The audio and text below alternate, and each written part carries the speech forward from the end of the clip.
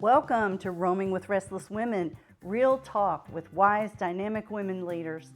I'm your host, Julie Noonan, CEO and founder of Intuitive Wisdom Coaching, and I'm living my dream life.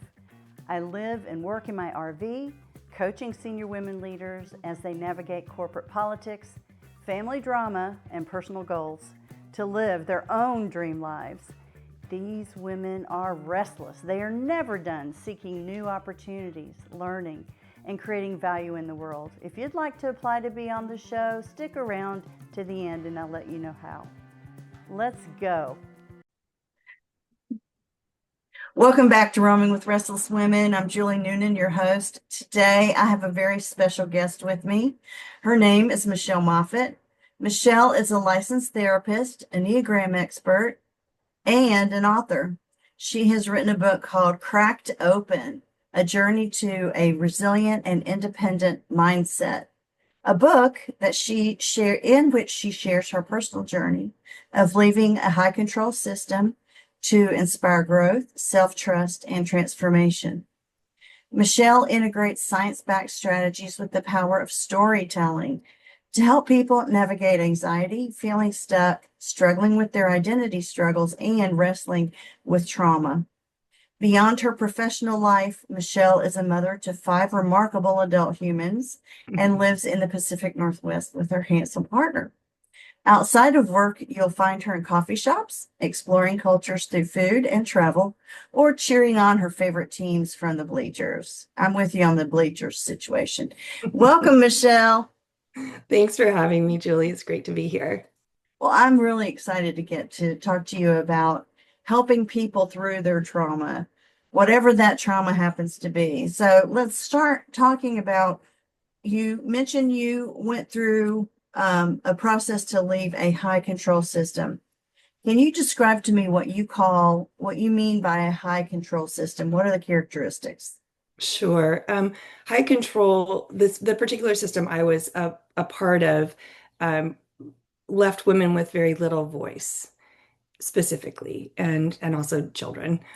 So there was a hierarchy of the way things were done. It was a power structure intended to keep a few people in power and basically fear-based. So, and the particular system I was a part of was also religious. So they had a God card associated with their leadership or their authority, saying that this was what God told them to do. And so you're in these systems and you kind of feel brainwashed. And I would say I got gut washed in this system. I learned to not trust myself. Oh, wow. That is a gut wash. That is great, especially for people like me who are intuitive. So Yes. if I'm feeling that blanket on top of me of the control and the fear, that's a perfect way to describe it. Yeah. And so you learn to not trust yourself. 100%. Yeah. And there's a there's a pathology, if you will, around these systems that they're certain, right? They're very black and Oh, white in the way they think. This is right and this is wrong. This is in and this is out. And so you start believing and thinking in those terms. And if you're not right, you're wrong. And if you're not in, you're out. And so the science with that is if we're designed to belong. And if we don't belong, we're not going to survive. And so they're using this control and this very black and white thinking of being certain and teaching you to not trust yourself or your intuition to keep you in the system because you're going to be out and you're not going to survive. It's so threatening. It's crazy to think about it on the outside of it, but when you're oh, in it, sure. you're just like, okay, I got to follow the rules. Tell me how to do this. I think Yeah. a lot of us have been through control environments like that without realizing it. Yeah. If you are part of um, a, a, I don't know what you would call it, like a clique in high school. Right. That Right. clique is a control environment, and typically there are one or two, or just this little group of people who are in charge Right. of Yeah. everything. Yeah. And Yeah. one of the biggest fears of high school is being shunned and not belonging. Yes. Yes. And Right. not having anybody to eat lunch with. Yes, that is like huge. The worst. And it Yeah, becomes this, the psychological word for that is groupthink, right? Everybody needs to think the same. And, and I just think it's so interesting when you think about high school, our prefrontal cortexes are not formed yet. And right. so it's very easy to be in those spaces of going, oh, of course, just tell me how to show up. You like pink? I like pink too. You want to wear those flip-flops? I'm going to wear those flip-flops too. Right? It's Right. so this influential, context. And then once our prefrontal cortexes get kind of fully developed by age 25 or 26, we can start making better decisions for our own self. We get to know who we actually are. So So, what do you think about this influencer culture that we have right now? Do you feel like that there is a correlation between that and the increase in bullying that we see? ooh, yes. And just the scrolling, we have this is what is so hard for me. We have so many data points that say this is not good for you. Do Right. something different. Change your mind. And that was really the thing that I decided at age, 49, 50, I was going to change my mind. I was not going to be in this place anymore. But when we don't belong or we're influenced by someone else, which there's so much of that in the high control system, it's not just the word bullying isn't just reserved for high school. Oh, And again, I'm out. I don't have the right shoes. I don't say the right words. And somebody picks up on that out of power and removes somebody's individuality or removes somebody's purpose or their value as a person. Yeah, it's really harmful. huge, hugely harmful. So, Yeah. so speaking of the current environment that we live in, um, influencers have become a big deal, Hmm. even bigger now that obviously the internet. How do you feel like that? Is it kind of, to me, it feels more free with the internet.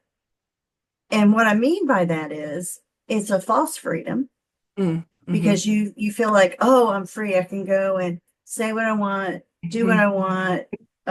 You know, I can have something go viral and I'll be rich tomorrow. And Hmm. there's just it started out as being a freedom of intellectual exchange. Hmm. How or has it, in your opinion, become controlling? Or has that control always been there to some degree? I would say a lot of it is based on our subconscious, right? So a lot of these thoughts that we're working through, we're not even conscious that we're doing it or we're trying to belong or we're in this space. We just go, oh, I'm just gonna get along or go along to get along, whatever that phrase is, right? Like Yeah. do this. Everybody else is. And so the influencing, we know the dopamine hits we get from doom scrolling. We know all of this data around what happens when we're watching these influencers and not thinking independently. And so coming into this independent way of thinking is really about what am I subconsciously thinking about? Let's bring it into my conscious brain. It's like a dance step. Like what's subconscious, bring it out. And Yeah, then you we have can to think about actually, it. yeah, let me Yeah. change, let me ask myself some questions about that. Does that really reflect my values? Does that really who I am? Does that any of those things? And so we can decide, actually, that's not aligned with who I am. And Julie, honestly, the first step is really figuring out who you are. I was going to ask you, how do you figure out who you are? I mean, I'm But 62 and I'm still figuring it out. I think it's a lifelong journey, right? It's There we like we go. don't ever arrive at that place. But I think, for me, I really needed to kind of sit into this head, heart, and gut space. And so this part of my brain is my prefrontal cortex, and it tells me what's right and wrong, and it tells me to make pros and cons lists, and it gets counsel and research. My heart is where I have to listen to my body and go, am I open or closed? What do I actually feel about this thing? And then, like you were talking, your intuition sits in your gut. And this is where we know the scientists are talking about our gut brain and how it gets cloudy if we're not focused on it. And this is the seat of our intuition or our true self or whatever you want to call it, and asking that part of yourself, what do I think about this thing in this moment? Not based on research or people's opinions. What do I want to do in this place? And as you start doing that, you start becoming more familiar with yourself, and also with the Enneagram, right? The Enneagram is a great way to get some words behind who you truly are and how you want to show up in the world. So, so for the people on or who are listening who don't know what an Enneagram is, can you explain that tool and how you use it in your practice? Sure. Yeah. The Enneagram is kind of an ancient personality assessment, if you will. A lot of people use it at work. A lot of people are using it in maybe not the best way. And I would call that the trendiogram, where you're using it to say, well, I'm this type and you're stuck with me. So the Enneagram was really developed as a tool for growth. And in it, we can constantly see ways that we're showing up because of our motivation. So it looks at motivation and not behavior. And so, for instance, if there's 9 types, and they're kind of this archetypes of characters or personalities in the world, nobody's static, stuck in a type, but you're going to present with the same type over your lifetime. But you can move, and we would call that getting aligned or integrated. And so you can move in growth or ungrowth, in while you're understanding this. So, an example, if I was at Starbucks the other day, and sometimes they have a little chalkboard that asks questions while you're standing in line. And it Oh said, would you yeah, rather a lion tamer or a trapeze artist? So what would you say, Julie? trapeze artist. Okay, that was so fast. Oh yeah, You- yeah. I And don't why do would you be a that. trapeze artist? I don't want to get eaten. Oh, okay. So it's a fear-based motivation. Yeah. I Okay. mean, plus flying through the air sounds great, but my first thought was I don't want to get eaten. Okay. Okay. Yeah. Yeah, I was there with my partner, and we both decided to be trapeze artists, but our motivation about being a trapeze artist was so different. And so that was the behavior. We'd both be trapeze artists, but the reason we got there was completely different. And so it's this insight into how we're showing up in the world and understanding that people are different, but also giving, again, words to who you are. So I was a trapeze artist because it sounded more fun, the flying through the air thing. Yeah. My partner was a trapeze artist because it was less risky than being a lion tamer. Like he was like, as long as they have nets to catch me, I could do that. But I don't know how to control a lion, so I don't. That's too risky, right? So you can see how we're showing up differently, and what it does is it helps you look at growth as well. Another example, um, one of my business partners, I would ping her all day. And I'm like, listen to this podcast. I got this great quote. Hey, this is really interesting, blah, blah, blah. And she's like, oh my gosh, it's like shotgun coming after me, right? Like, Oh, and and she's like, I think I need to figure out how to get along with you in this manner. And I was like, actually, I need to do better because my brain works like that. And so I'm like, blah, blah, blah, blah, blah, blah. They call it monkey mind. And so I needed to recognize that's not helpful in our relationship, in a working relationship. So I'm going to keep track on a document of all the interesting things I find out all week and all the podcasts and all the things. And I'm going to send her at the end of the week the ones that really matter. there you go. Right. And so it was understanding how I'm showing up to someone else so I can lean into growth. Right.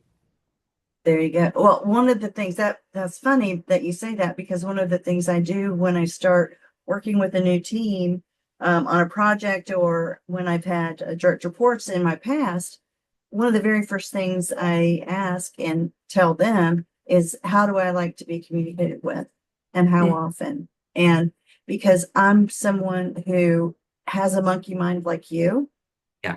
but I don't like to be inundated like that.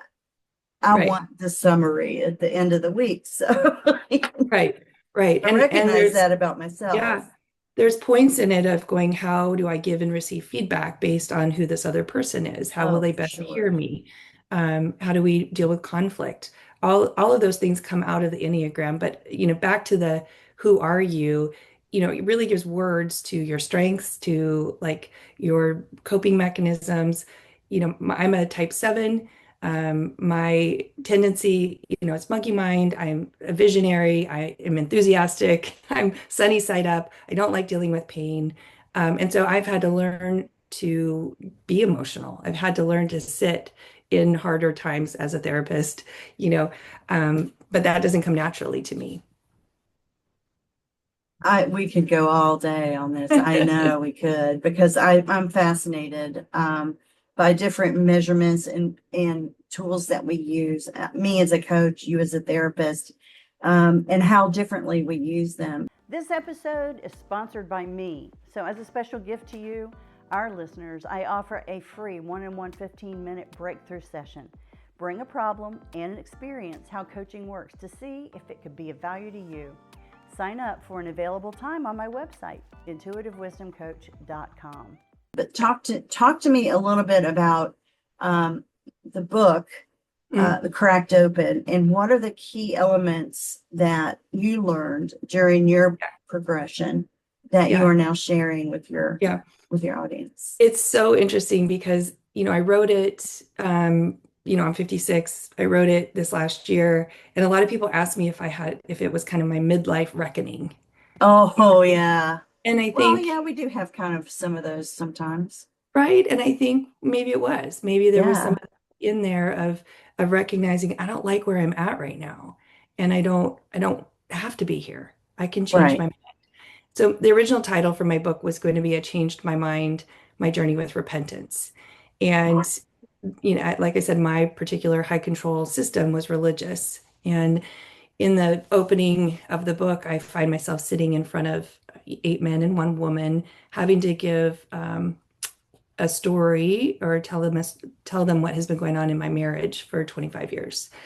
And my marriage had been incredibly abusive and toxic, and I was married to a narcissist, and he was also the head pastor.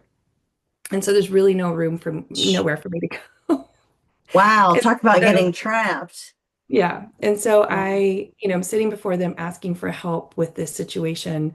And it was my last resort because I'm like, I don't know who to go to. And they said, we don't believe you. You need to repent. And so at that point, I was like, okay, repentance means I'm going the wrong way, and now I need to go the right way. So the right way is I need to sit down and shut up, is what they're asking me to do. And so in that moment, I was like, I'm going to change my mind. I'm going to change my mind that that's what I have to do, or that the world is black and white, or there's not a way to think through this in a complex manner. And it ended up me not being a part of the system anymore, which was terrifying, because I Sure, would, yeah. yeah, leaving this community that I had been a part of for my entire adult life. Um, but it also gave me the freedom to go, I can change my mind and then I can change it again. I can Yes. try something, and if I don't like it, I can try something else, right? And so the book is really this memoir meets toolbox of how do we do this? Because the pathology for people is that we always follow the same kind of thing. So if you're stuck, or you're stuck in a career you don't like, or you're stuck um, in a city you don't like, or you feel stuck in a friendship, or whatever it is that's keeping you from being your fullest version of yourself, there's tools in there to help think through that, and recognize that there's a larger world out there for you. How did you screw up that courage? I think I just ate that elephant. I Oh my, all at one right? time, no doubt. Yeah, I think things were bad Wow. enough, right? That I just was like, I can't do this anymore. I just can't.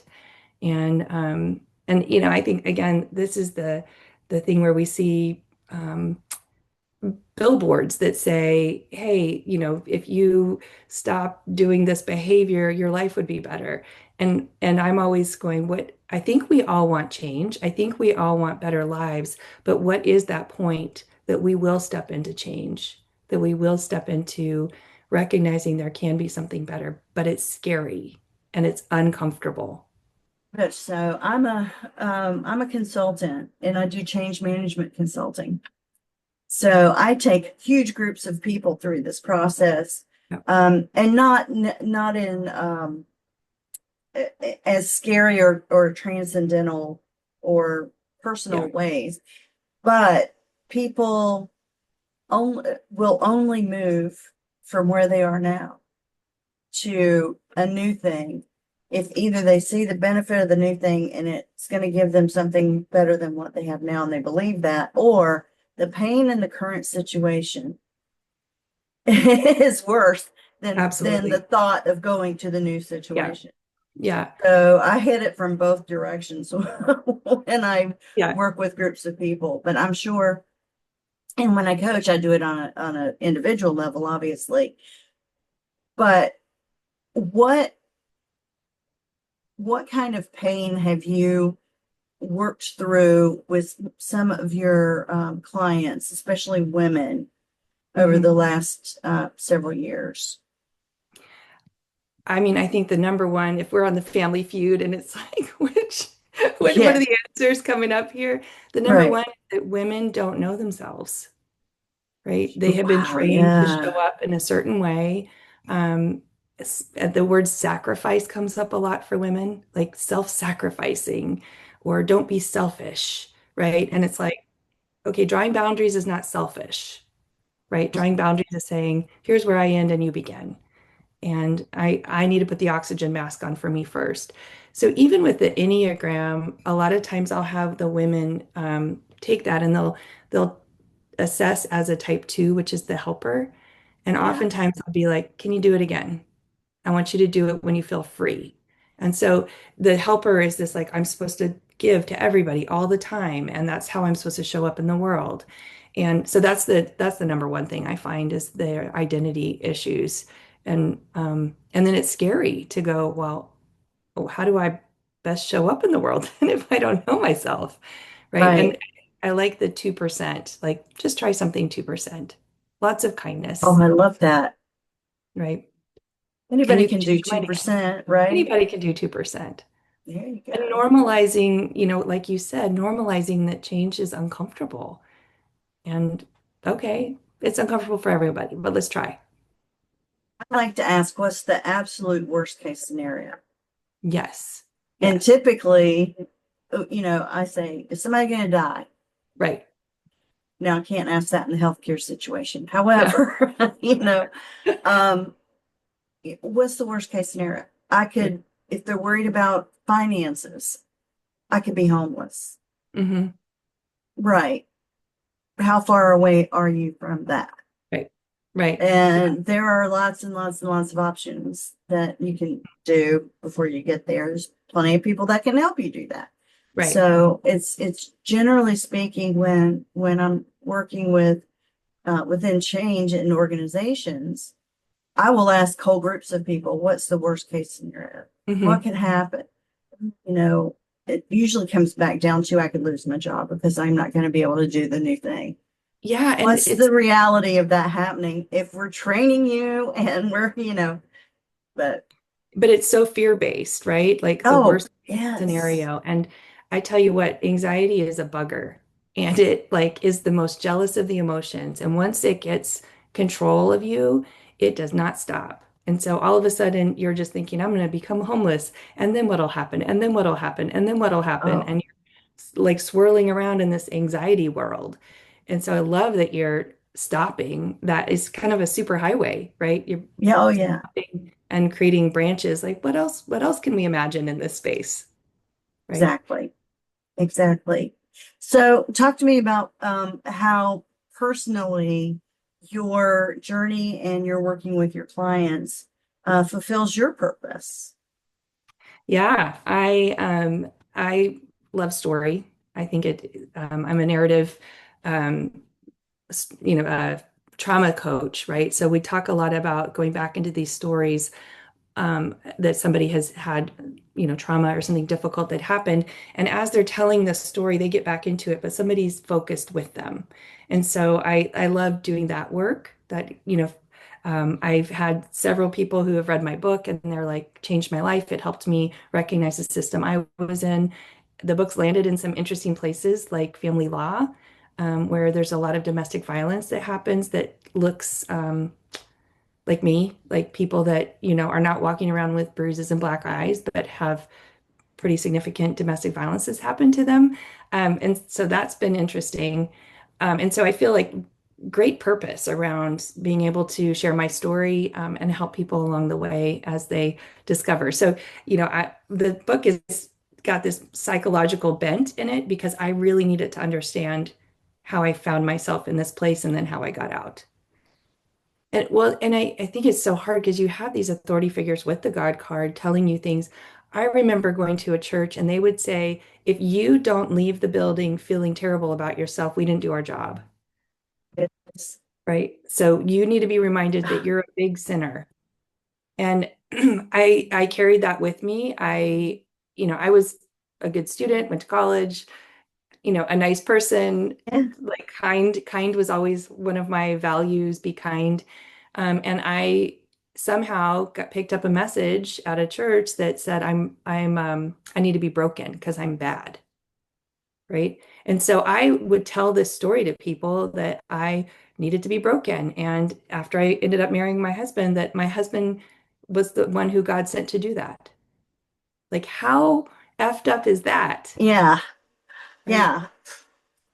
It's Yeah. it's one of the questions that I like to ask, and I don't know if you have questions like that really hit the nerves a lot is, and I ask this of leaders, what is it that you're pretending not to know?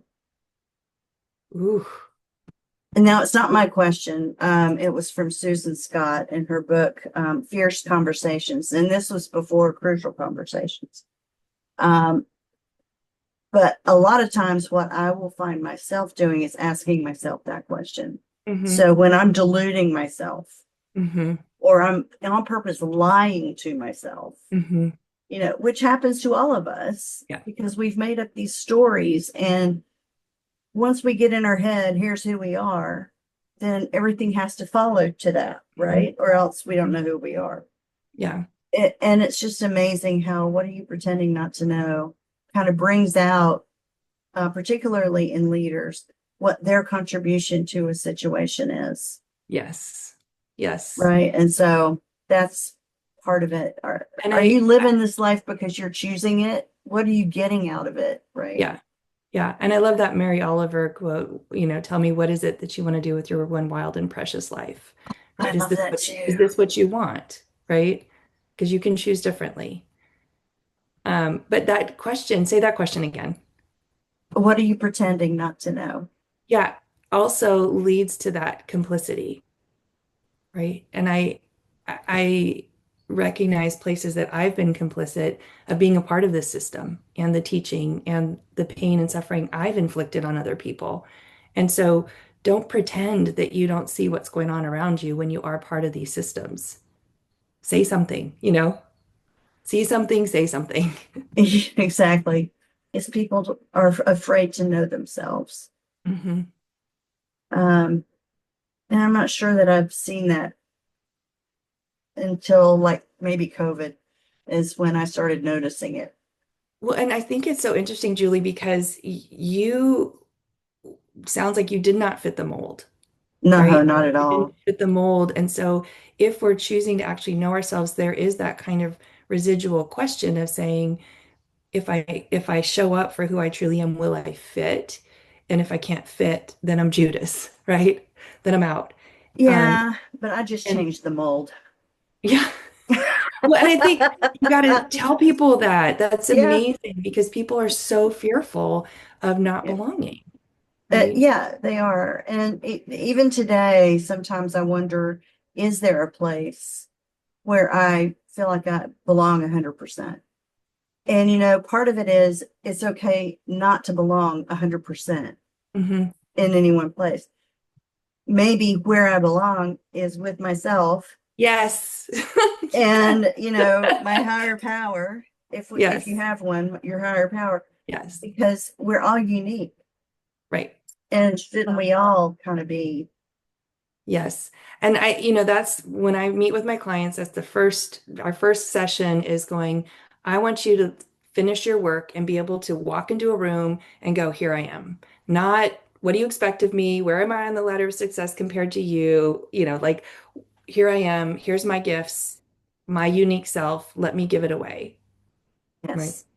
And how can my unique self help your unique self? Yes. What pieces are you missing that I have that I can give to you? Yes, absolutely. Yeah. And back and forth like that is Yeah. perfect. I think that's Yeah. good. Those are all unique and different and Because we're wonderful. all unique and different And wonderful. and wonderful. Okay, there you go. All right. Yeah. So my last question is, can you close your eyes? Okay. In your mind's eye, what do you see when I say wise woman? I see someone smiling and full of joy and excited for the day. Well, okay, you can open your eyes now. That's Yeah. beautiful. Thank you. Now, the second last question is, where do you like to roam, Michelle? Oh, I have an expansive. I like going anywhere. I love understanding culture and people and food and um, I walk all the time. So if I'm thinking roaming day to day, I'm walking and I'm meeting all the people along the way, and starting awkward conversations. But I love travel. I love meeting people and the cultures. I do too. Last question. What makes you restless in a good way? Lack of change, too much routine, Absolutely. Too much routine. I love it. I love it. It makes me restless too. That's and why I like, live in an RV. yeah, and also like answers that are just certain. Like, no, they're not. You know, Yeah, there's always an extra angle you can take on it. right, There's always right. another connection you can make. Yes, Oh yeah. I think we're soul sisters. we must be. I would agree. Well, thank you so much, Michelle, for being on Yeah, the thank you for show. having Thank you me. for bringing all the wisdom that you've brought. Thank you for your courage Mm, in what you've been through already, and thank you for being willing to share your journey. yeah, absolutely. Thanks for having me, Julie. It's been great. Julie Noonan here. Thank you so much for listening to Roaming with Restless Women. If you're a successful senior woman leader who would like to be on this program, please visit